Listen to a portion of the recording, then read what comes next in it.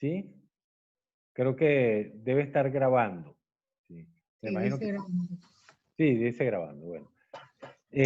Bueno, como les decía, la idea es que hagamos una aproximación a lo que significa la epistemología como, como herramienta para el trabajo en salud colectiva.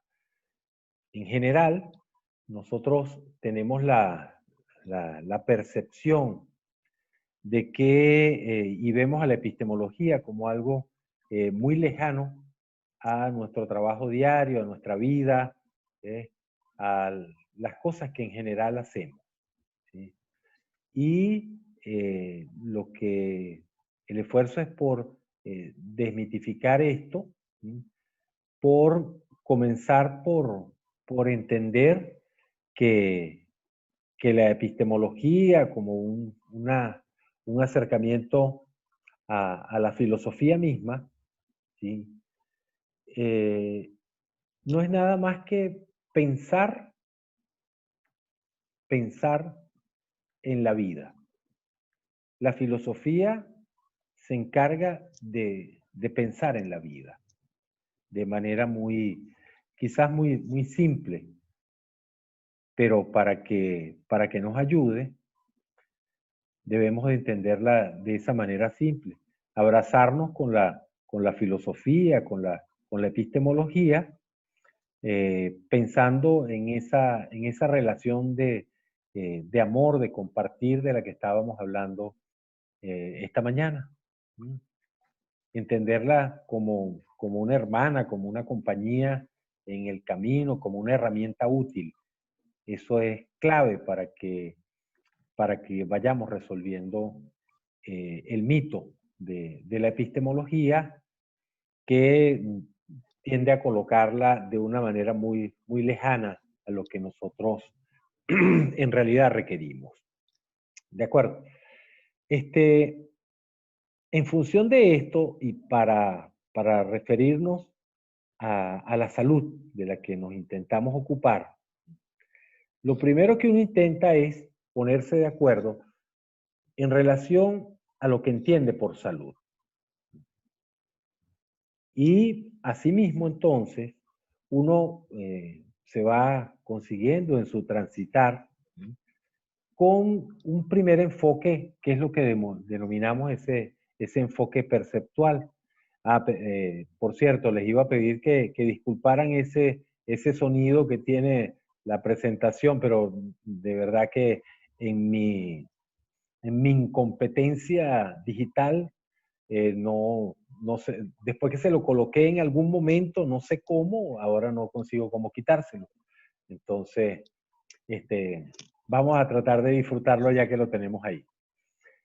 Entonces, iniciamos con lo que llamamos un enfoque perceptual que entiende a la salud en ese concepto bien amplio, utópico y que algunos llaman irrealizable, de la salud como un estado completo de bienestar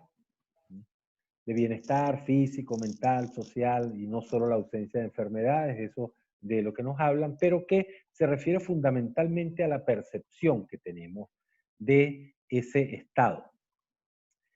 En segunda instancia, y para que podamos ir viendo que hay puntos de vista, puntos de mira en esos cristales de los espejuelos que les presentaba en la primera diapositiva. Y que nos hablan de un llamado enfoque funcional, que habla de la capacidad de los individuos, de los seres humanos, para funcionar y cumplir las tareas para las que ha sido formado. Esto se corresponde con quizás el enfoque de carácter positivista, que desde la metáfora de la máquina, que vamos a revisar un poco más en detalle, entiende al individuo como una pieza del mundo que hay que reparar para que siga funcionando y el mundo no se detenga. En tercera instancia vamos a considerar, entre muchos enfoques que pudiéramos tener, lo que llaman el enfoque adaptativo. Y entonces que se entiende a la salud como un estado de adaptación acertada y permanente del organismo con el entorno, ¿sí? Sería ese estado al que llega por su capacidad de ajustarse a los cambios del entorno que le permiten seguir, continuar con su vida. ¿De acuerdo? Esto que se ve de manera bien, bien amplia y que parece incompatible algunas de los enfoques con otros, hay quienes han intentado hacer síntesis de ello, ¿no? Por ejemplo, Bloom señala que la salud es una capacidad del individuo para mantener un estado de equilibrio apropiado, etcétera, etcétera, etcétera. Nada menos que eso, trata de meter en un saco toda una cantidad de enfoques que a veces pueden ser entre sí contradictorios. Les repetía que nos podemos ir deteniendo en cualquier momento, ¿sí? Por ejemplo, si ustedes quisieran que incluyésemos aquí algún tipo de enfoque que entienda la salud de alguna otra manera, perfectamente pudiéramos estarlo considerando. ¿De acuerdo? ¿Qué es esto que vemos aquí? Abran los micrófonos, pueden comentar sin problema. Para que tengan una pista, esto se encuentra en Cataluña, en la costa de Cataluña, en España, cerca de un pueblito que se llama Reus. ¿Qué es lo que ustedes ven aquí? ¿Qué es eso? ¿No lo reconocen? ¿Alguien que lo reconozca? No. ¿No lo ubica? Eso es la estructura de un circo romano. Eso es lo que vemos allí en este momento, ¿sí? Es la estructura de un circo romano. Pero, vean este detalle, eso es lo que nosotros estamos viendo. Sin embargo, si ustedes le hacen esta misma pregunta a los niños que estudian en ese edificio que se ve detrás, el edificio ese de 2 plantas que está detrás, eso es una escuela, ¿sí? Y este espacio donde está el circo romano, en ese espacio se encontraba la cancha de fútbol de esa escuela. Resulta que en una oportunidad se rompió uno de los arcos de las arquerías de fútbol. Se soltó y tuvieron que hacer una pequeña excavación para repararla. En el proceso de reparación, entonces, descubrieron las primeras piedras, cerraron la cancha de fútbol y comenzaron las excavaciones y ahora tenemos aquí este circo romano. De tal manera que si ustedes le preguntan a los niños de esta escuela que qué es eso que está allí, ellos seguramente les podrían responder, esa es la cancha de fútbol nuestra que la dañaron una gente que empezó a escarbar allí porque consiguieron unas piedras. ¿Sí? Y fíjense que son dos percepciones totalmente diferentes. O sea, para mí eso es un circo romano, pero para el niño que está en la escuela, esa es su cancha de fútbol que alguien se la dañó. ¿Está claro? Entonces, asimismo, el proceso de producción del conocimiento, lo que conocemos como ciencia, lo podemos entender como una serie de transformaciones que le ocurren a cierta cosa, un fenómeno, algo que estamos viendo, que cuando nosotros nos acercamos a ese fenómeno, cuando lo vemos, cuando interactuamos con ese fenómeno, que está en un cierto estado que nosotros llamamos inicial. En ese proceso de interacción va a alcanzar un nuevo estado en que la cosa inicial ya ha cambiado. Esto hace que el conocimiento y la experiencia sean la base de la producción del conocimiento. Nuevamente, es como de manera circular. Nuestra experiencia enriquece el conocimiento al cual nos acercamos permanentemente. Es un proceso que llamamos iterativo, que pudiéramos decir que es iterativo, es decir, que vamos regresando permanentemente en el proceso de producción del conocimiento. Si esto no fuera complejo, yo les preguntaría entonces a ustedes, ¿qué es esto que tenemos allí? Lo primero que se les ocurra, ¿qué es eso? ¿A qué se les pasa? ¿Antorchas? Unas antorchas, pueden ser unas velas. A ver, Carlos, ¿qué se te parece eso, Carlos? Porque no te quedes dormido. Se durmió, Carlos. Se parecen a unos dulcecitos que yo comía cuando chico, medio artesanales. Exacto. Los merengues. Sí, los merengues, sí. Claro. Y la primera vez que yo lo vi, pensé que eran unos barquillos, ¿sí? ¿De acuerdo? Claro. Cada uno de nosotros tiene se forma una idea diferente frente a la percepción que estamos teniendo. Esto que ven aquí son unas chimeneas en un edificio que se llama La Pedrera, que lo construyó un arquitecto español, catalán, que se llamaba Gaudí. Y entonces él hace o entiende que esto es una chimenea. Para él esto es una chimenea.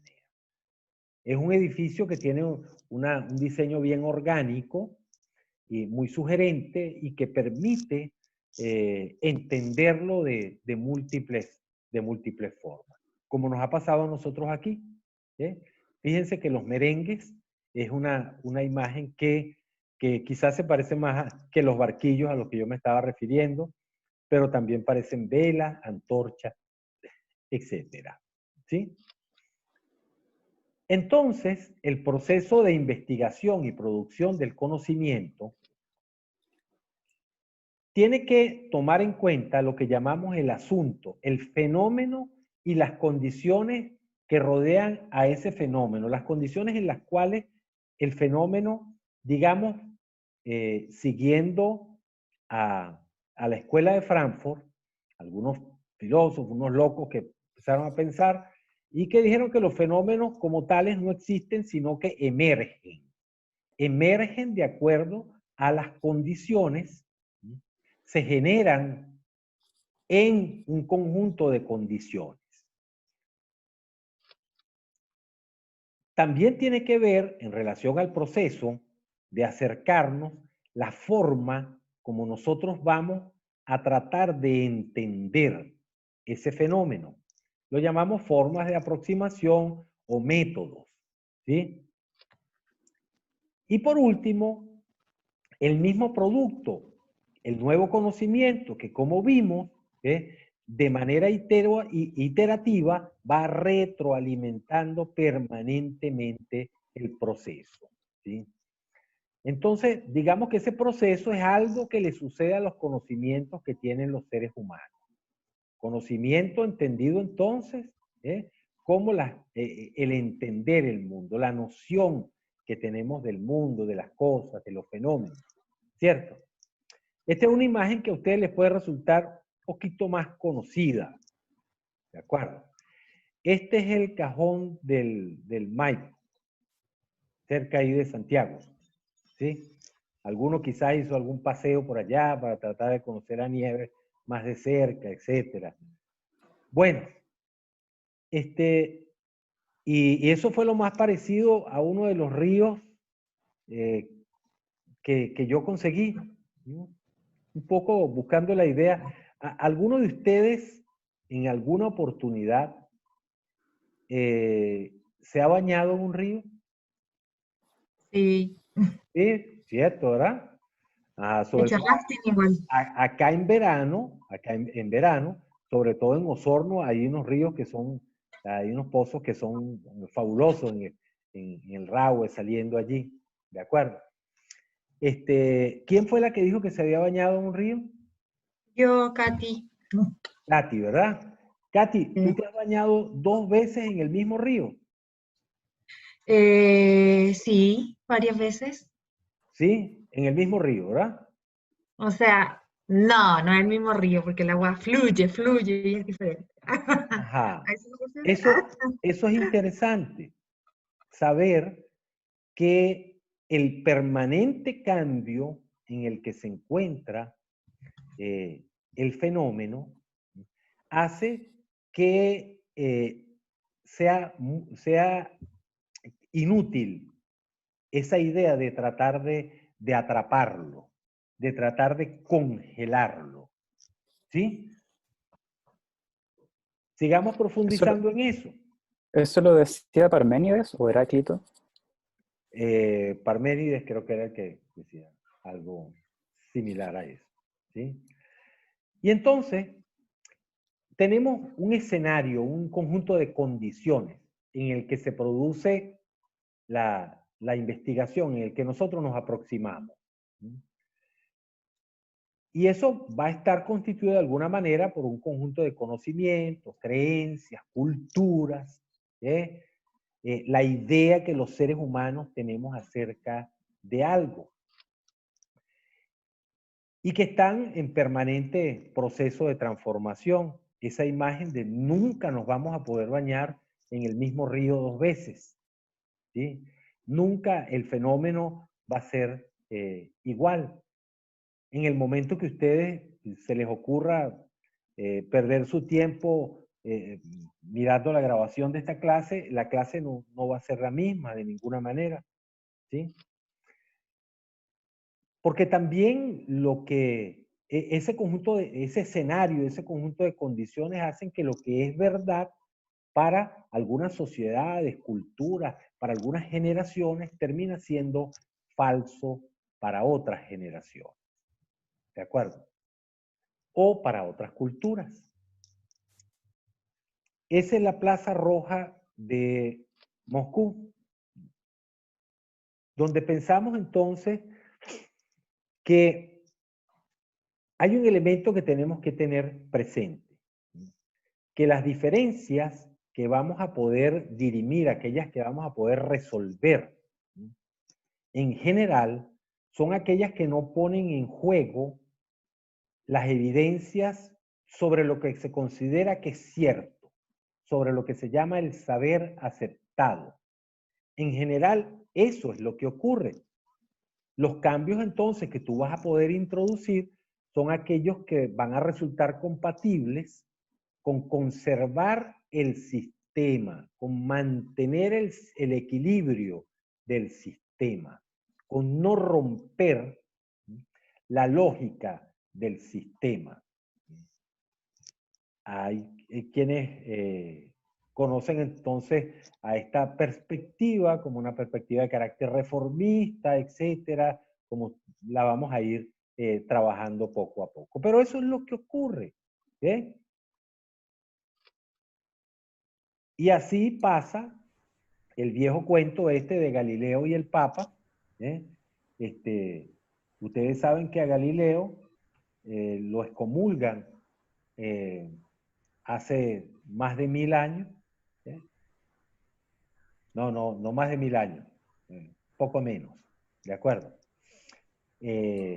En el 1600 aproximadamente, porque se le ocurrió decir que la Tierra era la que giraba en torno al Sol y no al contrario, como la misma teoría creacionista señalaba y el conocimiento establecido lo tenía por la verdad. Galileo entonces es excomulgado y sin embargo, fíjense toda la cantidad de tiempo que demoró para que el Papa, la figura del Papa, se diera cuenta que Galileo tenía razón. Y fue apenas cerca del año 2000 cuando el Papa perdona a Galileo, ¿no? Y le levanta la excomunión.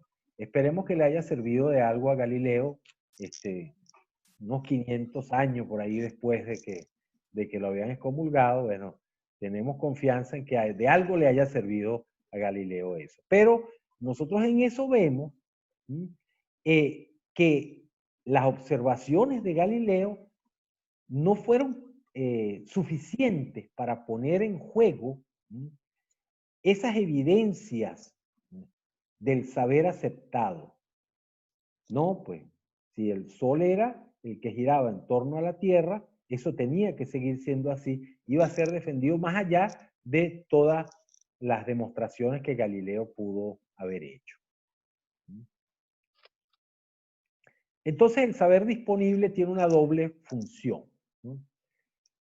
Conserva las soluciones buenas, pero además impide que veamos nada más fuera de ello.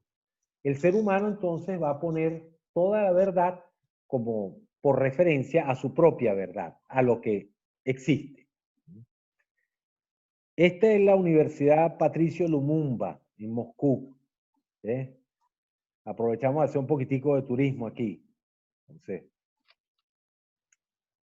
Y entonces nos queremos aproximar a lo que llamamos los métodos de producción de conocimiento, lo que la gente conoce como los métodos de la ciencia, que, de acuerdo a lo que estábamos mirando, pareciera que se ocupan de validar las respuestas que se creen verdaderas, o pudiera ser que sirvan también para desencubrir, para destapar, para hacer evidentes algunas preguntas que nos muestren otras posibilidades. Posibilidades que en gran cantidad de casos están o ponen en duda el conocimiento establecido. El producto de la ciencia y de las formas como nos aproximamos puede ser, y vamos a hacer una reducción aquí, digamos, por ejemplo, la explicación, decirnos cómo funciona el fenómeno, pero también puede ser que lo que se ocupe es de poner el fenómeno siempre en términos de lo que ya existe, para constatar principios, leyes, etcétera, y mantener el equilibrio de las cosas. Pero es que también la posibilidad está en que existan métodos de la ciencia que nos permitan no quedarnos con la explicación, sino llegar hasta esa comprensión del fenómeno que nos ayude a entendernos. Vamos viendo entonces que hay diferentes formas de aproximación.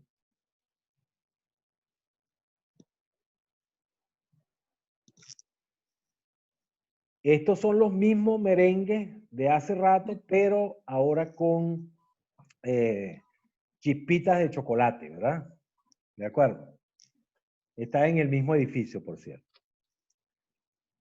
Entonces, decimos de que antes que la ciencia comience a trabajar, antes de que nos acerquemos al fenómeno, antes que nosotros percibamos el fenómeno, antes de que comience ese proceso de enamoramiento, de seducción en nuestro encuentro con el fenómeno, ya ha tenido lugar una conceptualización involuntaria, y cuando nosotros nos acercamos al fenómeno, así como cuando vemos estos merengues con baño de chocolate y chispitas, nosotros nos acercamos a esa elaboración del fenómeno que ya tenemos en mente, a lo que nosotros pensamos que el fenómeno es.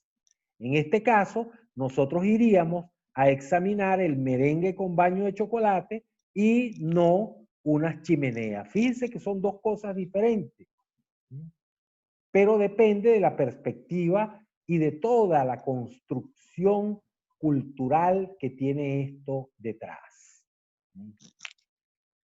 Y entonces nosotros no nos acercamos al fenómeno como tal, sino a los productos de esa conceptualización involuntaria. No hay una realidad libre de concepciones. Lo que la ciencia encuentra, lo que nosotros encontramos cuando nos acercamos a un fenómeno, es precisamente esa preconcepción de la realidad. Lo que se conoce como una precomprensión modelizante. Es la idea, la representación de la realidad, a eso es que nosotros nos acercamos, quizás no a la realidad misma. Y fíjense que con frecuencia yo voy a estar exagerando un poco, utilizando el recurso de la exageración, de irnos a los extremos para poder ver las diferencias. Ahora, quisiera, tienen imagen mía allí, ¿verdad? ¿De acuerdo? ¿Sí? ¿Tienen imagen? Ok. Sí. ¿Qué es esto que les estoy mostrando, María Paz? ¿Qué es esto? Y se ve, se ve. ¿Qué es esto? ¿Qué es? Dígame qué es esto. A ver, María Paz, ¿qué es esto que les estoy mostrando? María Paz, ¿qué es esto que les estoy mostrando? ¿Te desconectaste? No, ¿verdad? ¿Te desconectaste? No, ajá. ¿Verdad? ¿Qué es esto, Sebastián, ¿qué es pues? Esto, Sebastián, pues. ¿Un lápiz? Un lápiz, ¿de acuerdo? ¿Qué es esto, Carla? Yo también veo un lápiz. Un lápiz. Carlos, a ver si está despierto. Un lápiz, claramente. Un lápiz, claramente, además. Un lápiz, claramente. Y María Paz, seguramente que lo está mirando con mucho cuidado, nos dirá que es, ¿ya? Un lápiz. Un lápiz. Y fíjense, todos nosotros que estamos aquí, cuando vamos a acercarnos a este objeto, pensamos que es un lápiz. Nos acercamos a un lápiz. Si yo este mismo ejercicio lo realizo en el pabellón C de la cárcel de Puerto Montt y le muestro esto a los reclusos, a los privados de libertad, ¿qué me dirán ellos que es esto, Carla? Muchas cosas. Ah, Puede pero ser en un principio, arma, hasta un arma. esto es un arma, esto puede ser un arma asesina, Ajá. ¿de acuerdo? Y estamos hablando del mismo objeto y dos cosas tan distantes, tan diferentes.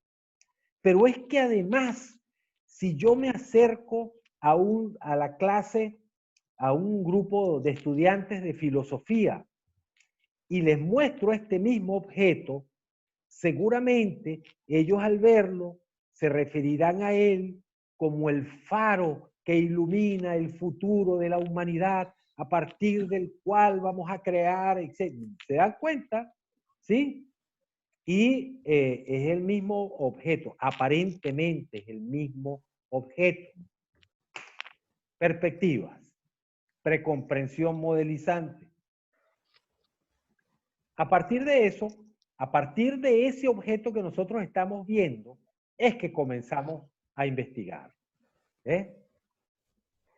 Y entonces, eso va a definir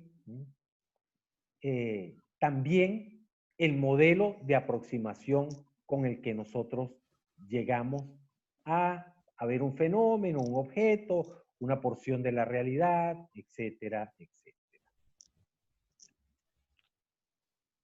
Esta foto debe tener por ahí unos 10, 15 años más o menos. Y esta foto fue en Chiloé, por cierto. Esa niña nos recordaba entonces las preguntas históricas que nos hacemos los seres humanos. ¿Sí? ¿Qué soy en el mundo? Hoy, cuando nos asomamos por la ventana y vemos llover acá en Puerto Montt o en Puerto Varas, seguramente en Chiloé también está lloviendo, y uno trata de individualizar una gota de agua y se siente parte de esa lluvia que está allí. En algún momento en la vida se hizo esa pregunta cuando miró al cielo: ¿qué es lo que yo soy en el mundo? Fue la pregunta que ha acompañado a la humanidad desde siempre. ¿De dónde vengo? Y sobre todo, ¿por qué me pasa lo que me pasa? Para explicarme que me pasen las cosas buenas o por qué me están ocurriendo las cosas malas. ¿De acuerdo? Son preguntas que históricamente los seres humanos nos hemos hecho. Descartes, Newton, en algún momento de la historia, dentro de otros que hicieron este mismo esfuerzo, ¿sí?, por tratar de buscar seguridades, por hacer que nuestra vida sea predictible. Descartes, Newton, Bacon colaboraron entonces en construir una imagen del mundo que nos permitiera manejar esa realidad, explicarla de alguna manera, conocerla, un método de aproximación que nos permitiera conocerla, comprenderla para tratar de dominarla. Fundamentalmente entonces, nosotros entendemos que esa metáfora de la máquina, de entender al mundo como una máquina, que planteó el positivismo, y posiblemente estoy haciendo un corte importante en la historia para a partir de allí tratar de ir entendiendo las formas de aproximación que nosotros pudiéramos tener, ¿sí?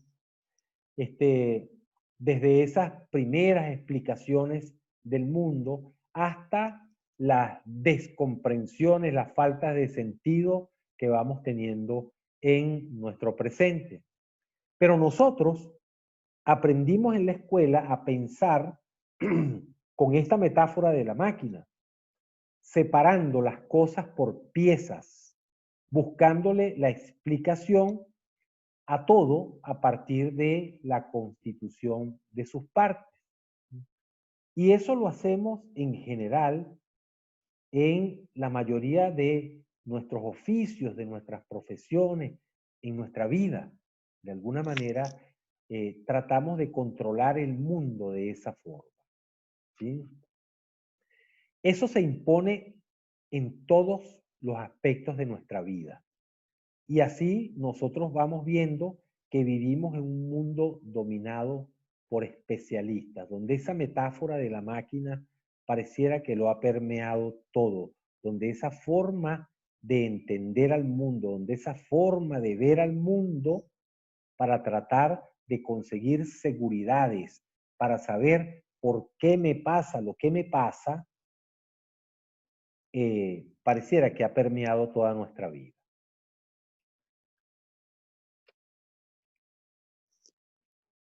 Digamos entonces que las bases de lo científico positivista tienen mucho que ver con ese ejemplo que yo que hacíamos con este objeto que ustedes señalaban como un lápiz y los reclusos de la cárcel señalaban como un arma asesina y los estudiantes de filosofía como un faro que ilumina el mundo, ¿sí?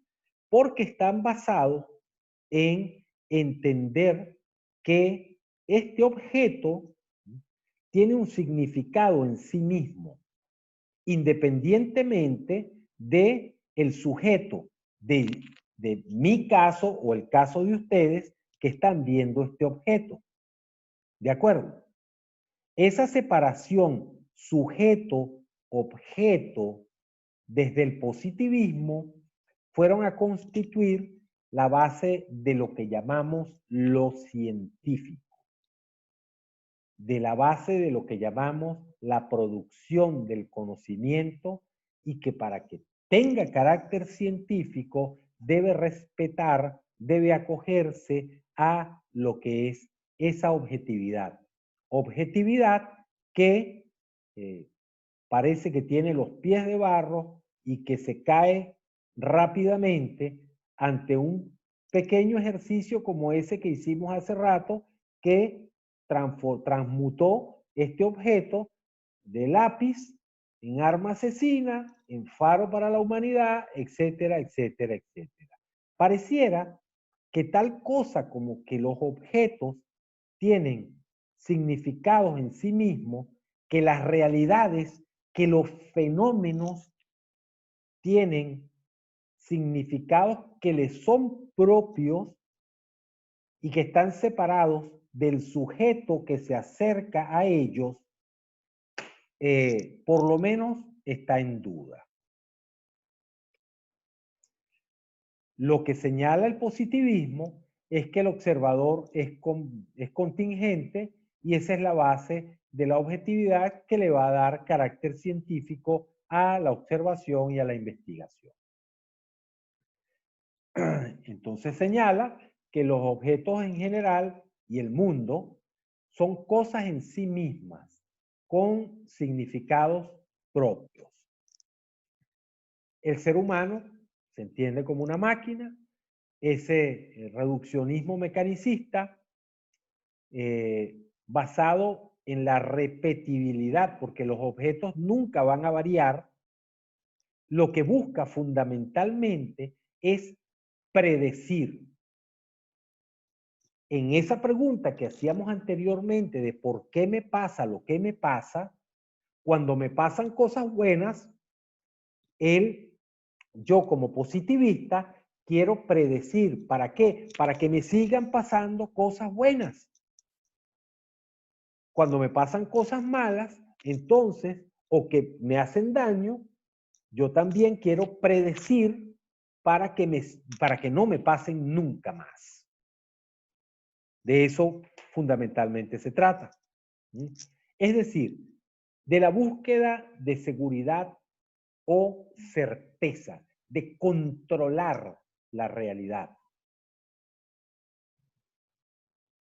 Pero, ¿qué es lo que termina ocurriendo? Que las máquinas artificiales pareciera que tienen algunas diferencias con los seres humanos entendidos como máquinas vivas. Y fracasa esa pretensión de predecir. Fracasa radicalmente cuando son fenómenos en los que los seres humanos estamos implicados. Esta otra imagen que posiblemente les resulta familiar. ¿Alguno de ustedes ha visto esto? ¿Ninguno lo ha visto? ¿Este es Plaza Italia? ¿O no? Por Oh, ahí, no, acá. No. no es Plaza Ah, en Italia, otro pero país. no, es acá en Chile. Esto es acá en Chile. Sí. Esa es la plaza de donde está la estatua de Allende, ¿o no? ¿En Santiago? ¿Nada que ver? No es en Santiago, está cerca, ya casi llega. Valparaíso, ¿no? Esto es Valparaíso, exactamente. Valparaíso, sí, Valparaíso, la Esto plaza. es Valparaíso. Ahora, ustedes que son chilenos. No, el Congreso. Sí, a ustedes que son chilenos, yo les pregunto. De esos dos edificios que están allí al frente, yo les doy como pista que el edificio de vidrio está construido adentro del edificio de concreto antiguo, ¿verdad? ¿Sí? Totalmente rodeado por sus cuatro costados, ¿sí? ¿Cuál de los dos edificios se construyó primero? El concreto. Bueno. El de concreto, ¿verdad? ¿Sí? Y después se construyó el de vidrio. Claro. O al contrario, no sé, claro, ¿cómo es la cosa? ¿Alguna otra propuesta? Podría decir que la parte de fuera fue primero y después para remodelarla Sí, no quisieron sacarla. claro. No, fíjense lo que ocurrió aquí. Resulta En la fachada. Lo primero que se Yo, construye, yo, ajá, si alguien iba Se a escucha. hacer algún comentario, no, que hay eco a por mí ahí. me da la impresión, Ajá, a mí me da la impresión que en realidad el edificio es una unidad, todo. Y se ajá. construyó cuando se terminó de colocar el último vidrio, me da la impresión a mí. Cuando se terminó de Porque colocar, cuando se termine de colocar el último vidrio, ahí está listo el edificio completo, porque si lo de abajo, eso de cemento que se ve, da la impresión que fuera más antiguo, pero si eso existió solo antes, era otro edificio. Entonces cuando se coloca lo de vidrio y se suma a lo antiguo, se hace un nuevo edificio en total. Entonces, en ¿sí? definitiva, a mí la impresión que me da es que es un edificio nuevo, que incluye cosas antiguas, pero es un edificio nuevo. Claro, claro, eso puede tener Definitivamente, edificio mucho nuevo. sentido.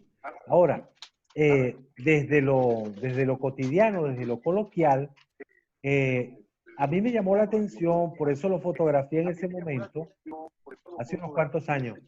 Resulta que el primer edificio que se construye, ¿eh? En un terreno que había sido completamente desocupado, lo barrieron, habían demolido todo lo que estaba allí y construyen el edificio de vidrio. Posteriormente, la municipalidad les exige que para mantener el aspecto histórico de la zona, de la plaza, que debían construir esa fachada alrededor y entonces terminó apareciendo este mamarracho que tenemos hoy en día y que llama la atención. ¿De acuerdo? Mm. Carlos, creo que el micrófono tuyo es el que... Sí, creo que hace un poquito de eco. Bueno, pero es un fenómeno interesante. El planteamiento de Carlos además es bien enriquecedor, ¿eh? En el sentido de que nos está mostrando algunas cosas, ¿sí? En términos de cómo vemos la realidad, esa vieja pelea que ocurre a principios durante todo el siglo XIX y principios del siglo XX, para dilucidar en relación a la luz si estaba constituida por ondas o partículas, ¿sí? Y al terminar definiéndose más o menos alrededor de 1914, en esa segunda década del siglo XX, ¿sí? Termina dilucidándose con las investigaciones de Niels y Bohr, y que señalan que allí hay dos proposiciones que pareciera que son contradictorias, pero son complementarias al mismo tiempo cuando nos señalan que la luz no son ondas, tampoco son partículas, sino que pareciera que es algo que es complementario, pero que no terminan por definir. ¿Sí? Esto abre a que emerja lo que llamamos la complejidad de los fenómenos. Estamos hablando de 1914, ¿sí? Voy a reforzar siempre que este problema se resuelve en ese momento. En ese momento ya se produce el quiebre del positivismo.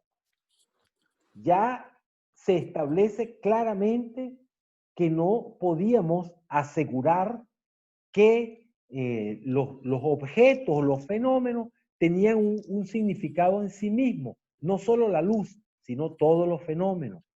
Aparece un sector de la realidad que se hace bien importante, que no es explicable. Para un poco entender cómo esto llega hasta nuestros días, si ustedes buscan en Google, SNI, por eso les coloqué ahí esas letras, eso quiere referirse a lo que llamamos la psiconeuroinmunología, que los psicólogos creo que han revisado algunas cosas o tienen más formación en relación a eso. ¿Sí? Y es aquel aproximarse a los fenómenos desde la visión de la complejidad, entendiendo que hay en los fenómenos aspectos que no son explicables, que no son controlables, que pareciera que no los podemos dominar. Sin embargo, por eso les hablaba tanto de 1914, ese paradigma positivista sigue reinando en nosotros. La formación que ustedes, que yo, que todos hemos recibido, está fundada en el positivismo. Está fundada en la metáfora de la máquina, a pesar de que ya en 1914 se había entendido y establecido que había la muy buena parte de la realidad que era no explicable, que era compleja, que se salía de nuestro control. Sin embargo, seguimos en lo mismo, en ese paradigma, y ahora le vamos a poner nombre, en ese cristal a través del cual vemos el mundo, en ese paradigma mecanicista, y nosotros vemos lo que él pide que veamos. Por eso vemos un lápiz o aquí veíamos un edificio construido antes que el otro, o antes veíamos un barquillo, un merengue, etcétera, etcétera. Es el paradigma lo que de alguna manera establece qué es lo que vas a poder ver, pero también nos oculta. Hay cosas que nos impide verlas. Hay cosas que va a hacer que no haya manera que dentro de ese paradigma nosotros seamos capaces de percibir de otra manera que no sea como el paradigma nos está permitiendo que la veamos. ¿Y por qué seguimos haciendo eso? A pesar de que se da el quiebre del paradigma positivista durante todo el siglo XX, ahora durante el siglo XXI, y es probable que sigamos haciéndola durante siglos, fundamentalmente porque el ser humano quiere controlar, quiere predecir, quiere saber por qué le pasa lo que le pasa, y por eso busca leyes, fórmulas que sean simples, recetas que sirvan en todos los casos para explicar y solucionar lo que ocurre a nuestro alrededor. Alguien se puede preguntar por qué en condiciones del COVID-19, de esta pandemia que estamos viviendo, entonces la cuarentena funciona en Corea del Sur y no funciona en las comunas del sur de Santiago. ¿A qué se debe eso? Si es la misma cuarentena, se supone que debe funcionar de manera matemática, que debe dar los mismos resultados. Sin embargo, no es así. La pregunta es ¿por qué? Y entonces, esta representación muy burda que yo trato de hacer aquí de los paradigmas, donde tenemos un lente o un cristal verde y un cristal rojo. Cuando miramos al mundo a través de este cristal verde, todo lo vemos verde y utilizamos el lápiz, por ejemplo, lo utilizamos como lápiz porque así lo vemos. Si nosotros, por ejemplo, a través de ese cristal verde vemos un trozo de carne, vamos a pensar que es un vegetal y lo vamos a consumir pensando que estamos comiendo un vegetal. Por el contrario, si vemos un vegetal, ahora sí, por el cristal rojo, nos imaginamos que es un bistec, un pedazo de carne, y nosotros que somos carnívoros, procedemos a comerlo de manera violenta, porque se ve apetitoso. ¿Sí? Y nos sorprendemos mucho cuando esto ocurre. Y fíjense que esto tiene que ver con nuestro trabajo diario, porque dependiendo de cómo nosotros veamos los fenómenos, va a ser la forma como los vamos a intervenir.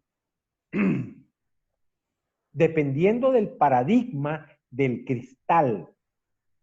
Y la idea que estoy utilizando es que entendamos al paradigma como un cristal a través del cual nosotros vemos el mundo, a través del cual vemos, comprendemos e intervenimos el mundo. Los paradigmas, nosotros los llamamos marcos epistemológicos y deben ser coherentes interna y externamente para poder lograr validez o legitimidad. Sin embargo, vemos cómo paradigmas que terminan siendo incoherentes, que no tienen validez, terminan teniendo legitimidad, para que eso les dé viabilidad y alguna posibilidad de éxito en el desarrollo de la vida, del mundo. En estas condiciones, nosotros no tenemos muy claro nunca si vamos, venimos, estamos en esta realidad que pareciera movible, imprecisa, compleja. En esta realidad que se nos muestra. Ahí están esos fenómenos que a ustedes los enamoran, que a ustedes los están seduciendo, que los llaman a la investigación, que los llaman a conocerlos. Ahí están esos fenómenos y es precisamente un poco pensando en eso que tratamos de conocer cuáles son esos marcos, por lo menos algunos de ellos, algunos marcos epistemológicos con los que podemos acercarnos a esos fenómenos.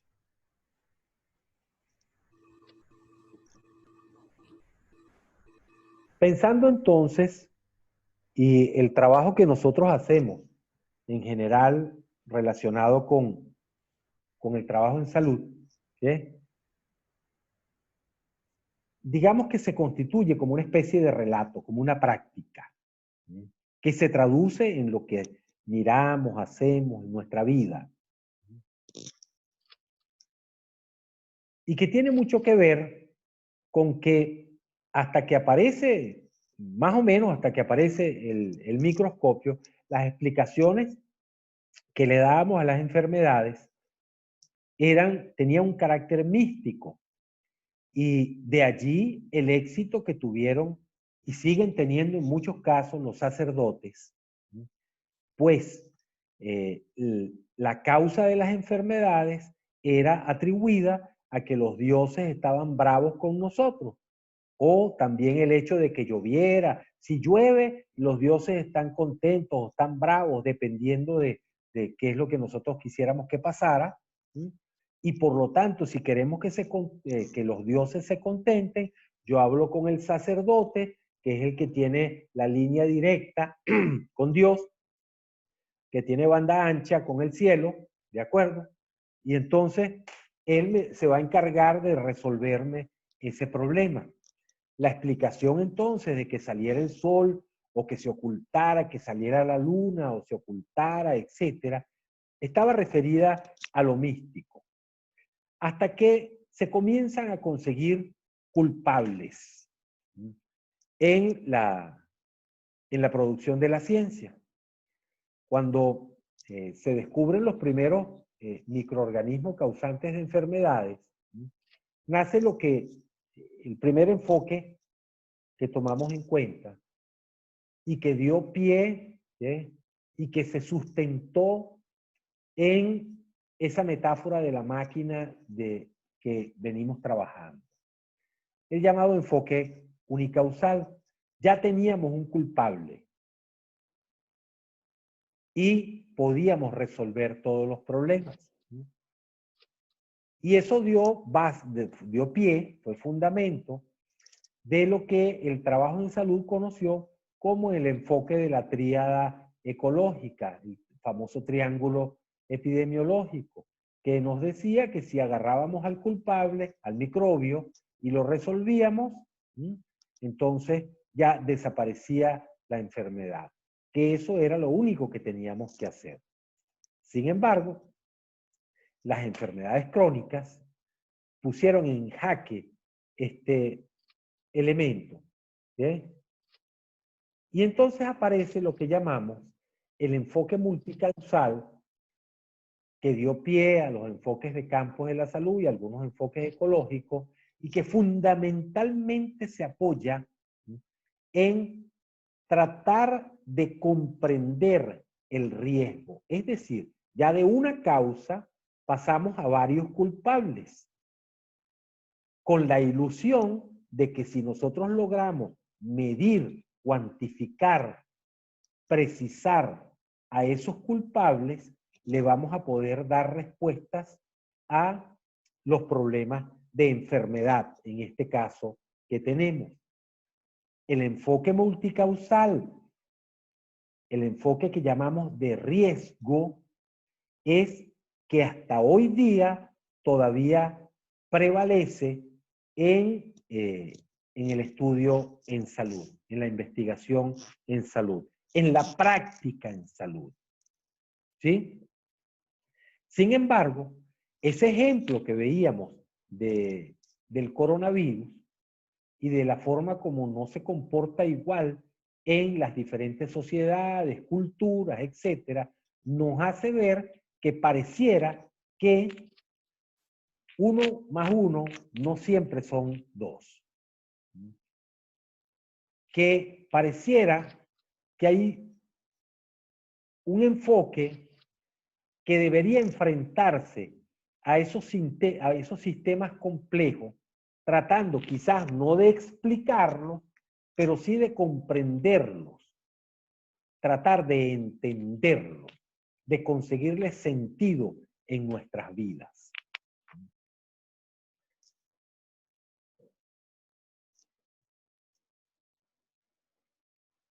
Esto en Valdivia, ¿sí? Estos 2 cisnes de cuello negro que están aquí, pero no se pusieron de acuerdo, ¿sí?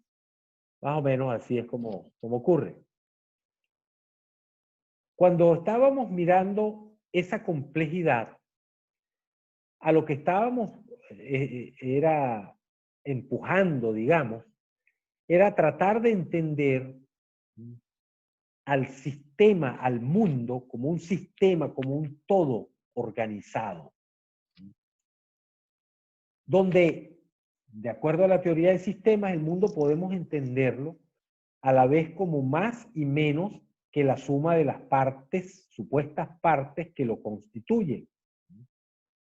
Y que este mundo, esta realidad, está caracterizado por algunas propiedades que llamamos emergentes, que no tienen las partes cuando están separadas.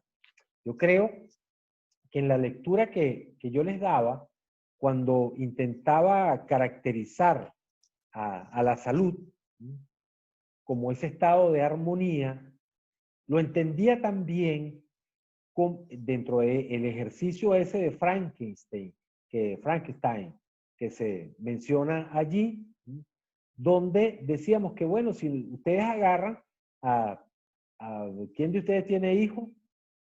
¿Alguno tiene un hijo? ¿No? Ninguno. Oye, qué maravilla. Ajá. Bueno, pero si ustedes agarran a su mamá, a su madre, ¿cierto?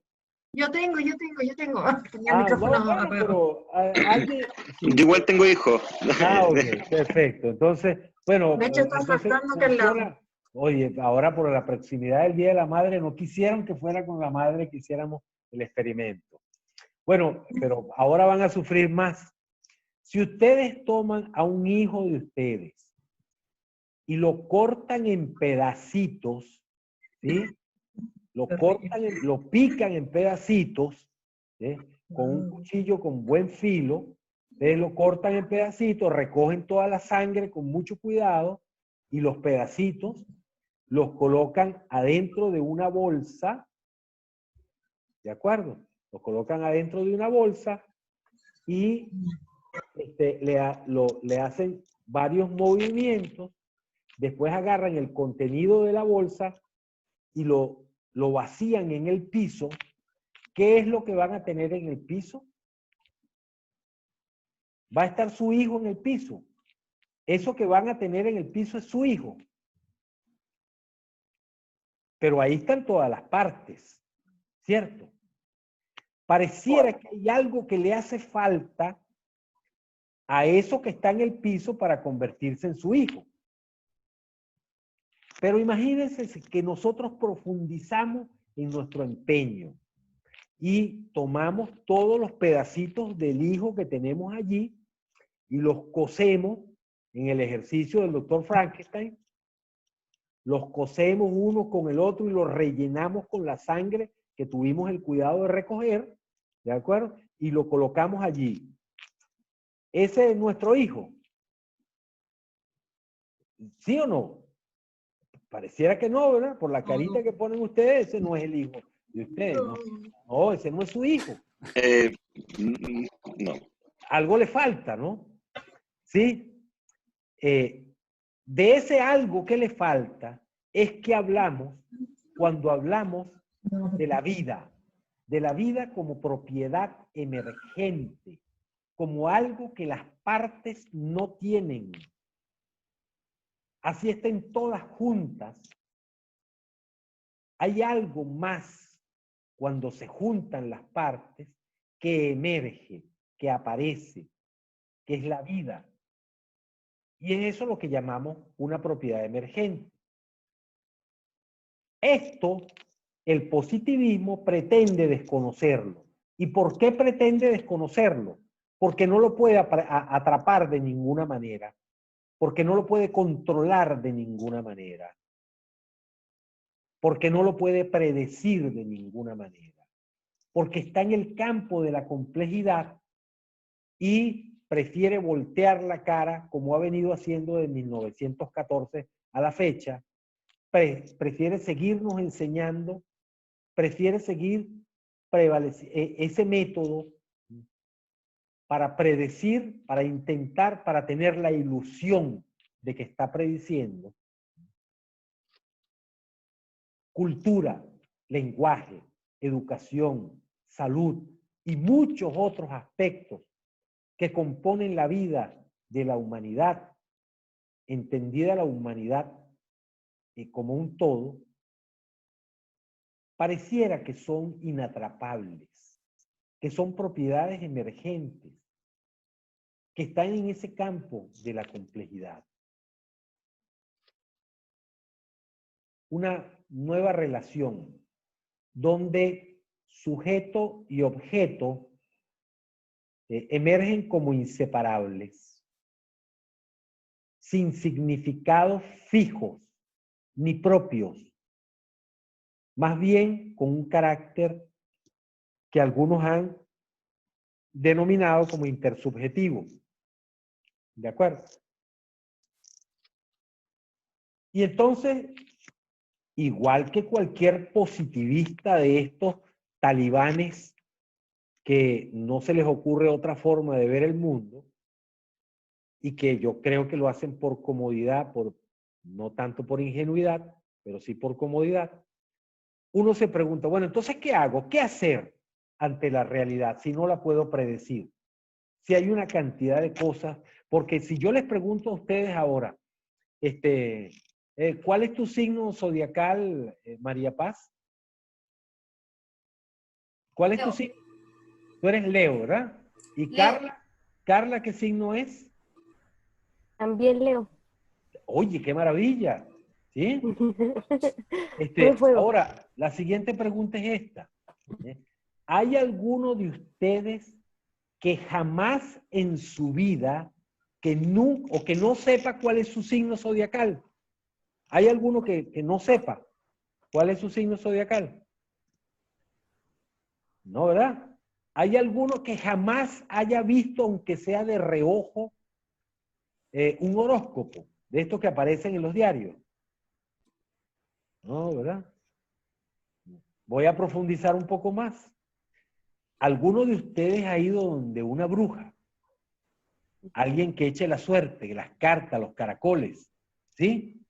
Ajá, yo también he ido. El tarot. El tarot. ¿De acuerdo? Bueno, Sí, sí, yo. a veces, fíjate, y es una maravilla.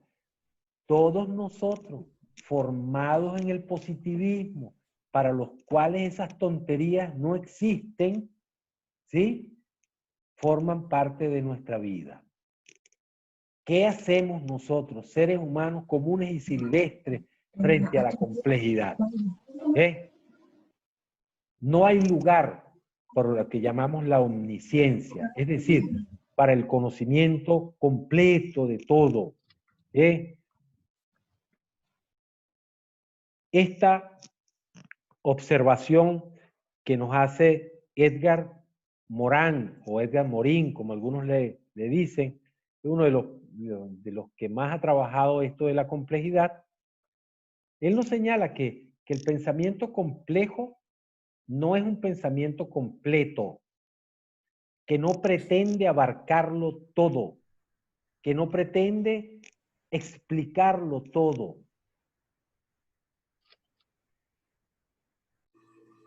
Que nosotros como seres humanos debemos entonces aprender a vivir con la incertidumbre. Que eso forma parte de nuestras vidas. Pedro, Sí, dígalo. Vamos a pasa aprovechar que que... se contentaron los cisnes de cuello negro, ¿viste? Perdón. Ajá, dime. Pasa que justo antes que avanzaras con la diapo y se expresara ahí el tema de la incertidumbre, estaba pensando en como todo este aspecto psicosocial que puede estar afectando ya de sobremanera, me incluyo en una medida menor, eso sí, a distintas personas hoy en día desde lo que fue el estallido social, luego este tema del bicho, como se dice, para el sur, o el tema del coronavirus, la pandemia. Sí. Y justamente la dificultad que tienen o tenemos las personas como para poder sobrellevar esta situación, y me hace mucho sentido, yo ahora que te escucho recuerdo muchas cosas de mi formación de pregrado que fue hartos años atrás, pero la verdad, como he planteado en una reunión anterior, recuerdo muy poco. Pero me está haciendo mucho sentido esto que estoy escuchando. Y no sé si sea el momento, pero de pronto abrir la posibilidad en otro espacio, conversar un poco la situación, o como leí por ahí, hay que hacer ensayos por módulo. De pronto me gustaría ensayar un poco sobre el tema de cómo justamente el positivismo y esta negación de la complejidad, del complejizar, nos conduce inconscientemente y por defecto a tener afectaciones que probablemente no debiesen o no tendrían que estar. Sí, sí. Todo, Sebastián, eso tiene perfectamente lugar en el trabajo que estamos intentando hacer, ¿sí? De hecho, quizás la tarea que podamos indicar a partir de hoy va a tener un poco que ver con eso, ¿sí? Y hay algunas libertades que van a permitir que puedas desarrollar eso para que no lo dejes que se te escape. ¿De acuerdo? Puede ser que ahí tengas un enamoramiento posible con fenómenos de ese tipo. ¿Sí? Y decía que bueno, que uno se preguntaba un poco, ¿qué hacer frente a esa realidad? Una realidad donde en un nivel que yo llamo singular, que es el nivel individual, particular, ese nivel de mi casa, ¿sí? Donde yo tengo las cosas cerca, los fenómenos tienen un determinado comportamiento, una determinada complejidad, que podríamos decir hay una cantidad de factores, ¿sí? Porque cuando nosotros decimos que avancemos hacia la comprensión de la complejidad del mundo, no estamos desechando los grandes aportes que hicieron al avance de la humanidad, a lo que ha sido el devenir de la humanidad, los grandes aportes que hizo ese modelo unicausal, lo que después ha hecho y sigue haciendo el modelo multicausal, pero que sí entendemos que avanzar va a permitir que los nuevos modelos que vayamos generando van a superar posiblemente a estos modelos de los que venimos, pero a la vez los van a contener. Es decir, que los van a tener como parte de sí mismos. Que nosotros, no porque vayamos hacia otro modelo, vamos a desechar la rueda que nació desde el modelo positivista.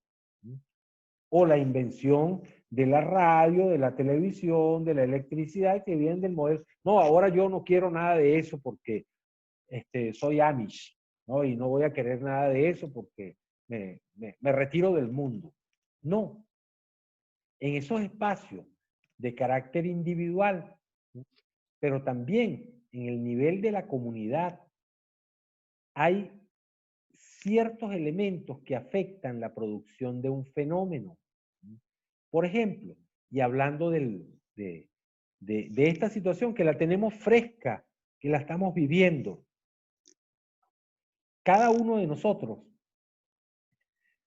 tiene o ha tenido o está teniendo una forma de vivir esta situación de la pandemia. Aquí estamos conversando 5 perspectivas diferentes de la cuarentena, del aislamiento social.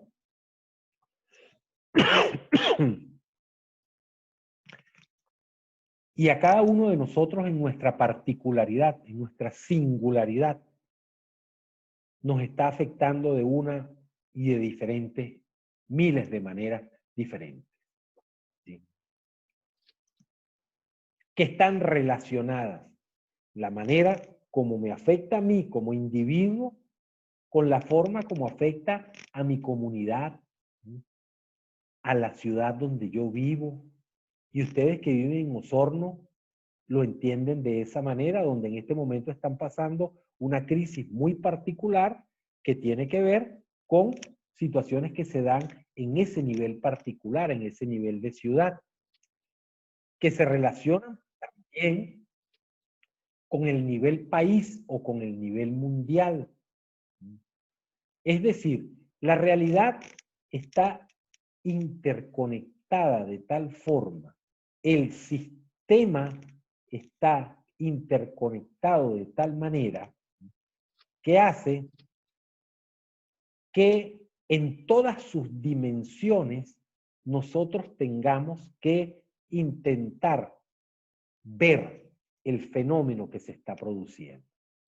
Cuando esta mañana yo les hablaba de la forma como uno puede llegar a construir su objeto de investigación, su tema de investigación, me refería que en esas dimensiones tenemos que tratar de mirarlo y tratar de ver que casi nunca vamos a poder predecir esos fenómenos, que debemos ser muy cuidadosos y respetuosos con la realidad, que debemos ser cuidadosos y respetuosos para poder faltarle el respeto a lo que llamamos lo científico, que hay que ser suficientemente irrespetuoso para romper con lo científico y tratar de conocer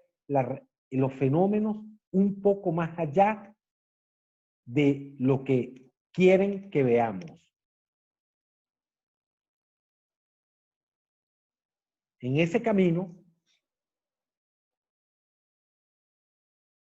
se plantea entonces uno, si tenemos que enfrentar la complejidad, si tenemos que, como hacemos siempre, como generalmente hacemos, tratar de ignorar la complejidad, o es que acaso tenemos que buscar un método de aproximación que nos permita comprender la complejidad, que nos permita convivir con ella.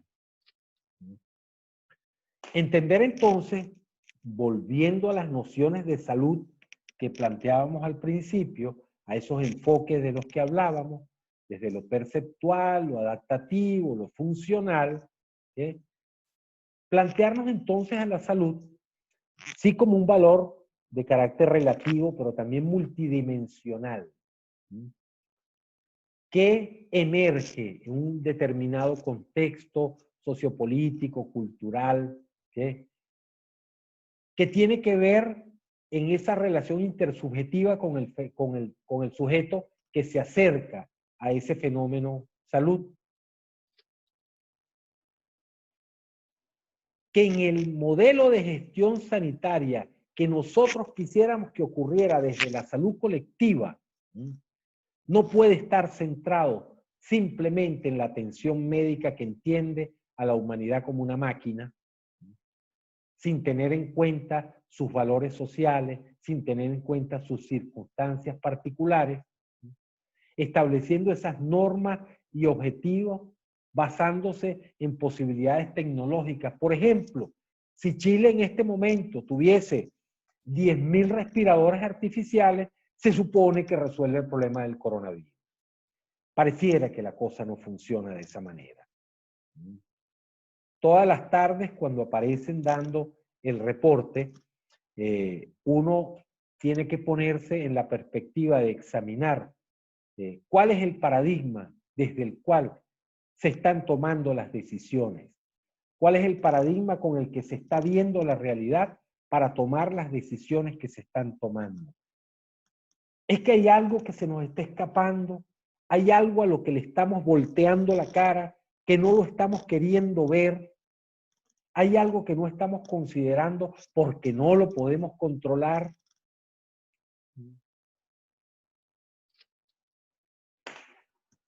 Hay algunos que lo llaman un modelo holístico, otros impulsamos llamarlo un modelo integrador,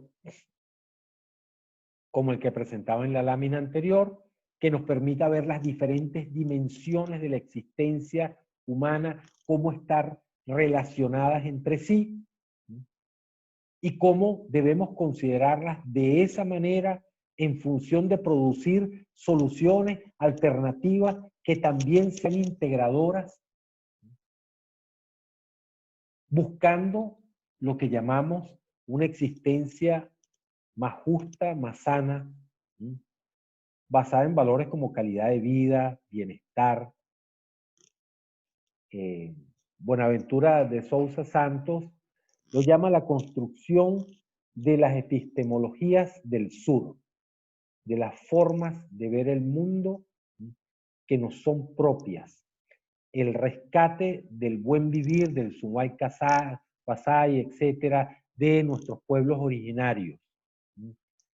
Es posible que tengamos que regresar, y perdón que utilicé la palabra regresar, es posible que tengamos que tratar de llegar a eso que ya han vivido nuestros pueblos como formas de ver el mundo y de entender la realidad.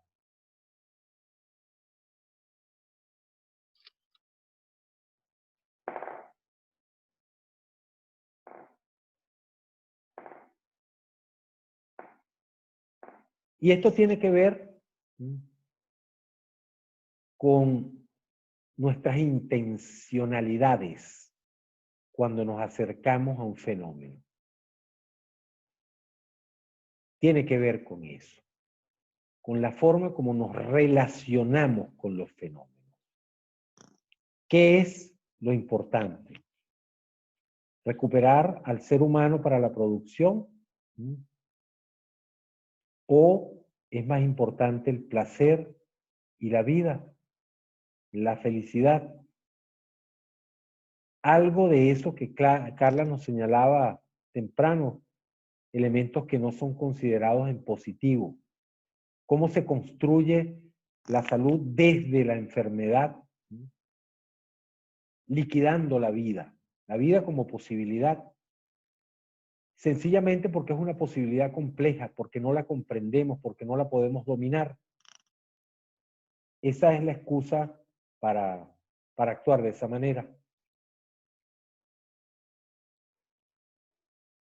Galeano nos planteaba algo como esto, ¿no? En relación a estos esfuerzos y ante esa pregunta del qué hacer, del cómo hacer, del por qué actuar de una u otra manera. Y nos hablaba de la utopía, que para eso nos puede estar sirviendo, para abrir las posibilidades de conocer el mundo, de no restarnos posibilidades, de no negarnos a las posibilidades, de no esconderle la cara a la complejidad del mundo, de buscar y seguir buscando, de entender, de llegar a comprender que quizás el placer no esté en que encontremos las cosas, sino en que las busquemos. Y por eso disfrutamos tanto lo que hacemos. Seguramente las cosas irán apareciendo, irán emergiendo en este proceso de buscarlas. Y es un poco lo que quisiéramos que ocurriera. Bueno, esta es un poco la idea. Vamos a dejar de grabar ya para que no salga tan largo la grabación. ¿De acuerdo?